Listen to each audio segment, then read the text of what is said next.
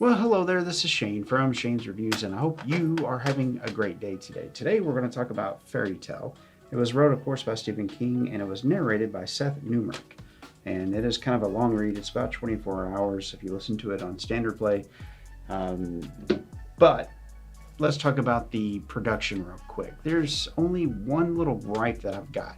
There was this clever device because I'm guessing that Stephen King got tired of writing in this style where he had one of the characters say something to the effect of, I'm not going to bore you or I'm not going to bother you with the sound of this voice, because it's bothering me. But since there was this clever device used once, it was okay to use it again.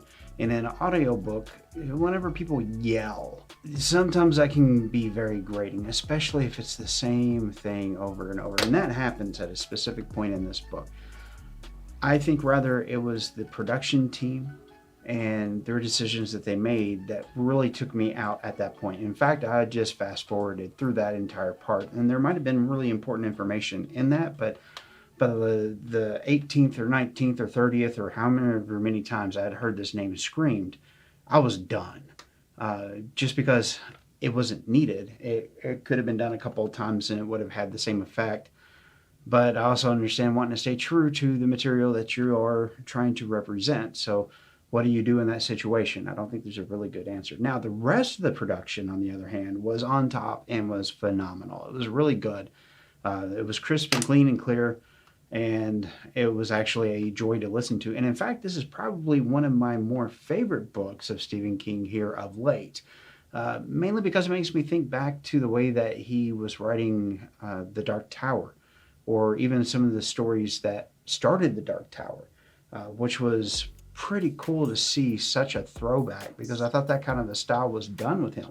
Guess not, and I'm glad I'm wrong. It made for a really good story. So there's multiple parts in this story. There's a reason why it's called fairy tale beyond just that it is a fairy tale, and I really enjoyed this book in its entirety and in its sections because each one of these sections could be a book to itself. It could be a story. Because if we left all the stuff out that was really fanciful, that where young Charlie ends up in a different place, you could have had a story from the beginning to the end without all that stuff, and it would have been a good story to read. It wouldn't have been so much Stephen King's usual writing style, but it doesn't change the fact that it would have had value and it would have caught me off guard. I wouldn't have expected that kind of a story. But being him, he does have verbal diarrhea when he gets in front of a typewriter or word processor, and for that, I'm very thankful. So, in short, we have multiple segments of the story. Charlie is the main protagonist that gets followed throughout the book. And whenever his story starts, we get a lot of exposition about him. A lot.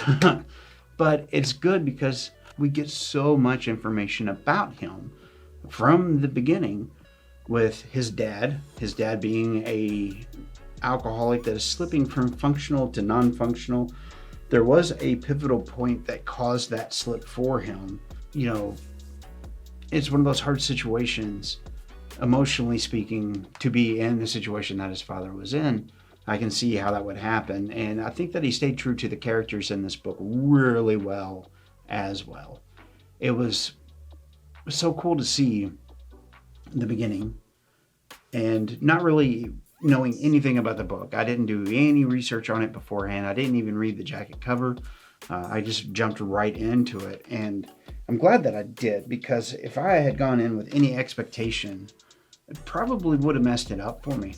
It was nice to see the story where we had that young Charlie with his father and with his mother and the things that happened there. It was good to see the aftermath and how things kind of wrapped up a little bit for that part of the story, and how both he and his father started a new chapter of life with everything that had happened, and then how the effects of his father's decisions were affecting him without his father knowing how they were affecting him.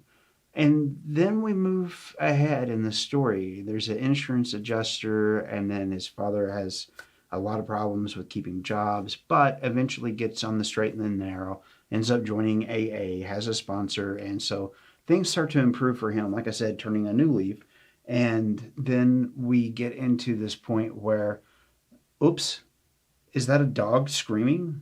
And then he goes to investigate, and this old Cragley guy that everybody in the neighborhood and pretty much in the town has associated with, this is the spooky place, don't go here. Probably designed by that person simply because he doesn't like people. He doesn't like young kids. He doesn't like a lot of noise. He just wants to be left alone.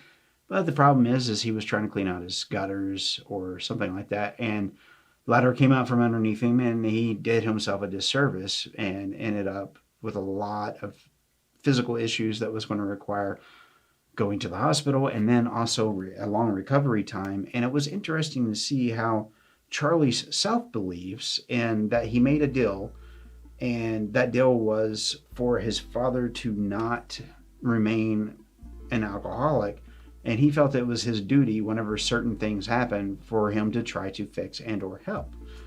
And so this was him testing himself. He goes in, this old guy's on the ground, and he's very clearly distrusting of Charlie because he's like, hey, I want you to go in the house and grab this stuff, but don't go looking around, don't go snooping.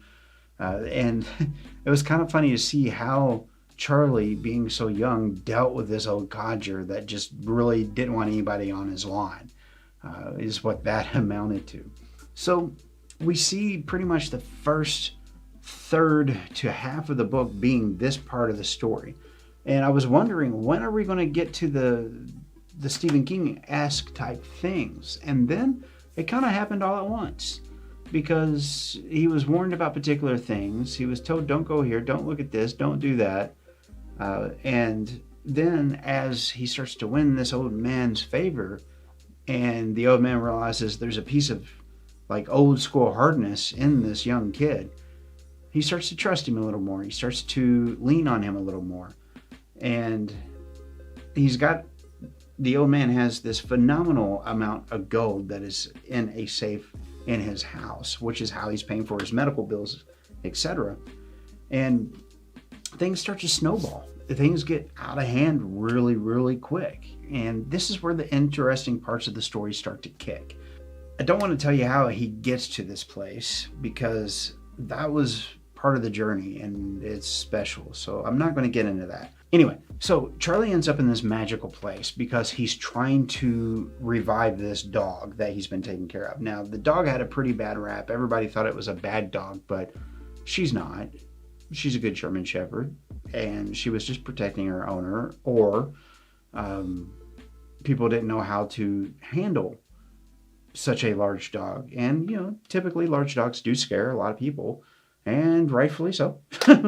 Nothing like a miniature bear coming at you. But anyway, the long of it is he's really emotionally attached to this dog. And throughout that part of the story, it will make sense once you read it. But there's this thing that he's heard about in this other place where if he goes, then he'll be able to bring her back to not necessarily being a puppy, but really young, and reverse all the problems that she has, because pretty well she's done for. She's at the end of her life. And if he doesn't do something, then she's going to pass probably very, very soon. But I digress. The story continues, though, in this fanciful place. And he's given these directions by the old man and by people he meets along the way. He's given all these warnings about don't be here at night. Whatever you do, make sure you're gone. Make sure that you are somewhere safe and be here. Don't get caught at night. And so he does his best, but things kind of get out of hand and he ends up there at night. And then the story turns again. Now he has to fight for his life. And there's a thing that I'm purposely leaving out, and this will make sense once you listen to the book or read the book. But he's warned and he is told about, and he's given all this instruction mainly for that dog, and maybe to catch a little bit of gold on his way. But the whole thing about it is this dog's worth your life? Will you sacrifice yourself for this dog? And that becomes more and more evident as this story continuously grows. And I noticed a couple pepperings of other things that Stephen King had done throughout this story. Being, if you think back, Insomnia, the two old people, where they start to get these supernatural powers and they transform mentally and emotionally. And then towards the end of the story, they digress back to who they were. But they had a second chance where that kind of thing usually isn't possible. So kudos on that ending. It was really good. But I saw some of the stuff from Insomnia in here as well, being that Charlie starts to transform into this prince or a princely being. And it's a thing that is needed for the story to progress at a particular point. And then once the story wraps up, all these princely things start to fade. He can feel them going away. But it doesn't necessarily change whom he is, because at the end of the book, you get something you normally don't. The aftermath. Oh, it was so good seeing the wrap up of the story between everything that happened in this fairyland or fairy tale land, everything that happened with the dog and his journey just to bring that dog's vitality back. He cared about it so much. And then also his feeling a need to try to help and fix and this, that, and the other. How all these little things all wrapped up together into this nice little ball of woven story was phenomenal. So well done, Stephen King, for it. It's one of those rare occasions where I get to clap and we bring down the little award. It's good. I liked it a lot. I enjoyed the story. I will read this story again for sure. There's no question about that, because it was just so well done. So I need to thank you guys and gals for saying, yes, please get out of the box and try something. I understand that Stephen King is something that we've gone over multiple times on the channel. Different books that he's released, so on and so forth. But it was a breath of fresh air. And I like the story a lot. And if you guys and gals check it out, I hope that you enjoyed just as much as I did, or even just a smidge.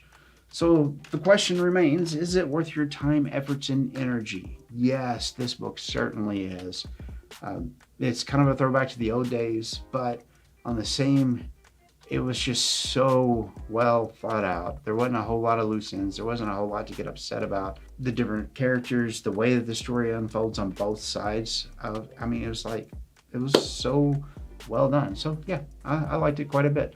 My question of the week.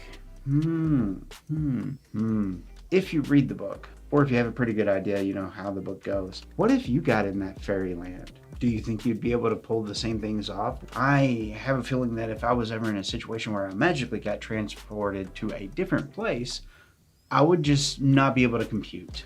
My brain would just shut off and I would just sit and stare until I either died or had to actually move. And I would try to get out as quickly as I could. Now, if you've made it this far, you are a hero. Why don't you hit that little subscribe button? It's either down there or over there, but it's floating down there in those places somewhere. And if you would, please also hit that notification bell just so that you know whenever we come out with a new video. Thank you so much for your time. It's very much appreciated. And I'm not sure which one of the videos you will pick that just came in. However, if you pick that one up there, I will see you in the next video. Bye-bye.